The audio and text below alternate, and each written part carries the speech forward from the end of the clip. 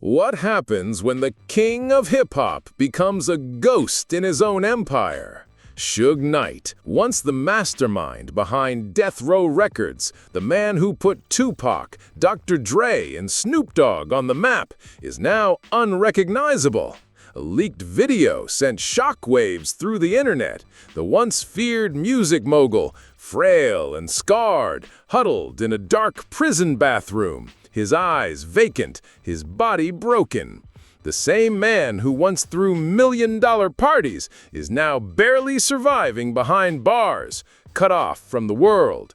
No visitors, no friends, no fame, just silence, steel bars, and a growing list of enemies who want him gone. This isn't just a story of a Section 1. The prison nightmare begins. The footage was hard to watch. Suge Knight, once the fearsome founder of Death Row Records, sat slumped in a dimly lit prison bathroom.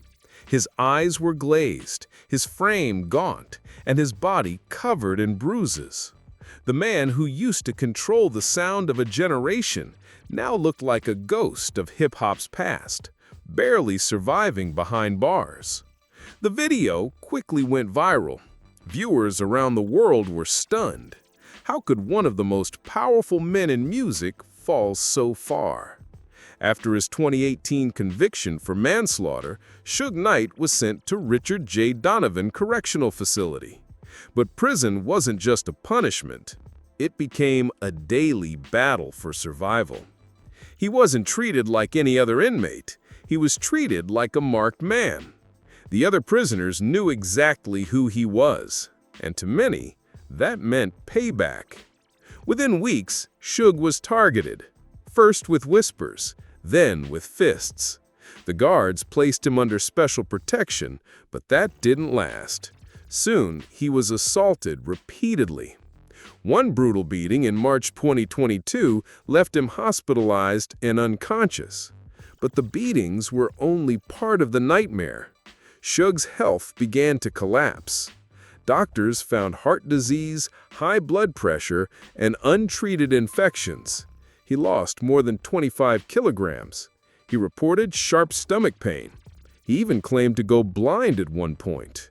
But treatment was minimal, and sympathy non-existent. Then came the isolation. No visits, no phone calls outside legal hours, no letters, no one. One guard described him simply, "He's not feared anymore. He's just another weak man with no protection and." Section 2. Building the Empire. Long before the prison cell, Suge Knight was the king of West Coast rap. In the early 1990s, he founded Death Row Records, a label that didn't just produce hits, it redefined hip-hop. Under Suge's leadership, legends like Dr. Dre, Snoop Dogg, and Tupac Shakur exploded into superstardom. Albums like The Chronic and Dog Style didn't just top charts, they changed the sound of a generation. But Suge wasn't just a music executive. He was a force. He didn't walk into rooms, he took them over. He wore suits like armor and negotiated with intimidation. If you worked with Death Row, you answered to Suge. And if you didn't, you stayed out of his way. Death Row wasn't just a label. It was a machine fueled by fear and power. Suge controlled it all, deals, artists, and even what made it to radio. His presence was everywhere, at award shows, in courtrooms, behind the scenes of every major move in rap. And he lived like royalty. Lavish parties, flashy cars, bulletproof limos, and bodyguards became part of his brand. He had money, muscle, and the respect of both the music industry and the streets. At his peak, Suge Knight was untouchable, and he Hy vọng một believed ngày anh ấy it sẽ would được thả. stay that way forever. But behind the gold chains and platinum records, something darker was growing. The fame, the pressure, the street ties, it was all starting to eat away at the empire. Suge didn't see it then. He thought he was building a legacy. In reality, he was building a trap. And the deeper he went, the harder it would be to climb out. Section 3. The Dark Side of Power. At the height of his reign, Suge Knight wasn't just powerful, he was feared. But that fear didn't come from his music. It came from the way he ran his empire. Whispers began to spread. Suge wasn't just signing artists, he was intimidating them. Behind the platinum plaques were darker stories, forced contracts, threats, extortion, and straight-up violence. One story became legendary. In the early 90s, rapper Vanilla Ice allegedly signed over royalties after Suge held him over a hotel balcony. Whether exaggerated or not, the tale stuck, and it shaped Suge's image forever. He wasn't a businessman, he was a street general in a suit. But Suge's grip didn't stop at music. His ties to the Bloods and other gangs blurred the line between label and street crew. And as Death Row grew, so did its body count. The studio wasn't just a place to make music, it was a pressure cooker filled with egos, enemies, and weapons. Then came the East Coast-West Coast War. Death Row versus Bad Boy, Tupac versus Biggie, and Suge was right in the middle of it. When Tupac was shot and killed in 1996, Suge was sitting in the car next to him. He survived, Tupac didn't. Some said Suge was lucky, others said he wasn't telling the whole story. Either way, the suspicion never left him, and from that moment on, the cracks in Death Row began to split wide open. The violence wasn't just outside, it was inside, and the more Suge tried to tighten his grip, the more his empire began to slip through his fingers. He wasn't just building a dynasty, he was igniting a powder keg. Section 4. Collapse of the Empire. For years, Suge Knight ruled with intimidation, but in the end, fear couldn't hold an empire together. After Tupac's death, everything changed. The artists who once stood beside Suge began to vanish. Dr. Dre left, Snoop Dogg followed, and with them went the label's identity, creativity, and momentum. Death Row Records, once the most feared name in music, began to rot from the inside. Lawsuits started piling up. Former employees, business partners, even rival executives came forward with accusations. Behind the scenes, Suge was drowning in legal fees, backstabbing, and betrayal. Worse, the money was drying up. With his biggest stars gone and his reputation in ruins, radio stations stopped playing Death Row Records. Distributors pulled out. Promoters backed off. The streets no longer respected him. The industry no longer feared him. He was becoming irrelevant. What once looked like a kingdom turned out to be a house of cards built on threats, violence, and unchecked ego. And when it finally collapsed, it did so completely. In 2006, Death Row Records filed for bankruptcy. The empire was officially dead. But Suge's downfall wasn't finished. Over the next decade, he would be arrested multiple times. Assault, parole violations, threats. And then, in 2015, he hit a man with his truck and fled the scene. The incident was caught on video. In 2018, he pleaded non-contest to manslaughter. The man who once dictated the future of hip-hop was now just another inmate waiting for sentencing in a courtroom he used to dominate with swagger. And as the doors to that prison closed behind him, so did any hope of redemption, at least in the eyes of the industry he once ruled. Section 5. Life Behind Bars, a Daily Hell. For Suge Knight, prison wasn't just a sentence, it was a slow-motion collapse of everything he once was. After his 2018 manslaughter conviction, he was sent to the Richard J. Donovan Correctional Facility, a place known not just for its harsh conditions, but for its unforgiving inmates. And for Suge, who once thrived on power, fame, and fear, the reality inside those walls was merciless. At first, officials placed him under protective custody, but word of his arrival spread fast, and so did resentment. To many prisoners, Suge wasn't just a celebrity, he was a symbol of exploitation, betrayal, and street politics gone wrong. For some, it was personal. For others, it was an opportunity. The beatings began within weeks. In March 2022, he was attacked so brutally he had to be hospitalized in a mild coma. It wasn't an isolated incident. Guards reported frequent threats, and some even admitted he was viewed as a walking target. But it wasn't just violence tearing him down, it was isolation. Suge had no visitors, no phone calls beyond tightly controlled legal windows, no letters, no family, no friends. He was cut off from the world he once dominated. His health spiraled. He lost over 25 kilograms. Doctors diagnosed him with heart disease, high blood pressure, and untreated infections. He reportedly suffered stomach issues and even temporary blindness. Yet care was minimal. One guard put it bluntly, "He's not feared anymore, he's just another broken body in a cell." Mentally, he deteriorated. The loud, commanding presence faded into silence. He stopped speaking unless spoken to. He rarely looked anyone in the eye. Even the guards began to feel uneasy, not because of what he might do, but because of how far he had fallen. Each day was a quiet war, against pain, against memory, against being forgotten. And the worst part? No one was coming to save him. Section 6. A Voice from the Shadows. Even in the depths of isolation, Suge Knight found a way to speak. From inside his prison cell, using the only tool left at his disposal, a monitored phone line, he launched something unexpected. Collect Call with Suge Knight, a podcast.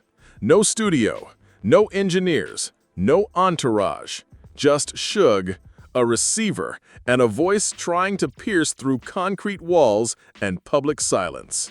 In this podcast, he talks about hip-hop's golden era, about his time with Tupac, Dr. Dre, and Snoop. He shares unfiltered opinions, defends his name, and reflects on how the game has changed.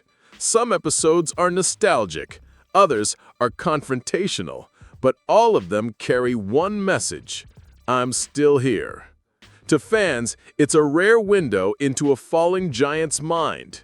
To critics, it's a calculated move, a last-ditch attempt to stay relevant. But either way, it's working. People are listening.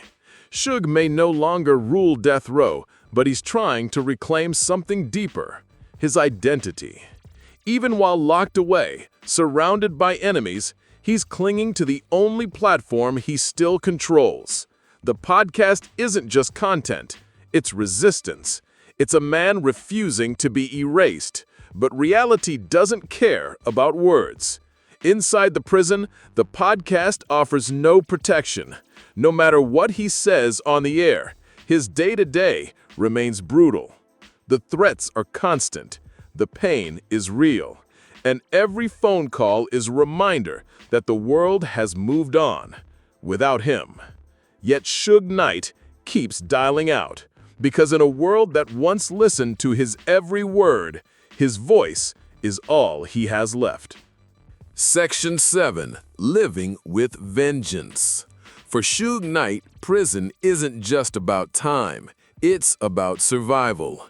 Behind the walls of Richard J. Donovan Correctional Facility, he's not just an inmate. He's a target. Not because of who he is today, but because of everything he did to get here. The enemies he made on the streets, in studios, and in boardrooms, they're in here now, and they haven't forgotten. Former rivals, old gang associates, even people who once stood in his shadow. Now they walk past him every day with no fear and no rules. And for some of them, Suge isn't just a former mogul. He's unfinished business. Guards have confirmed it.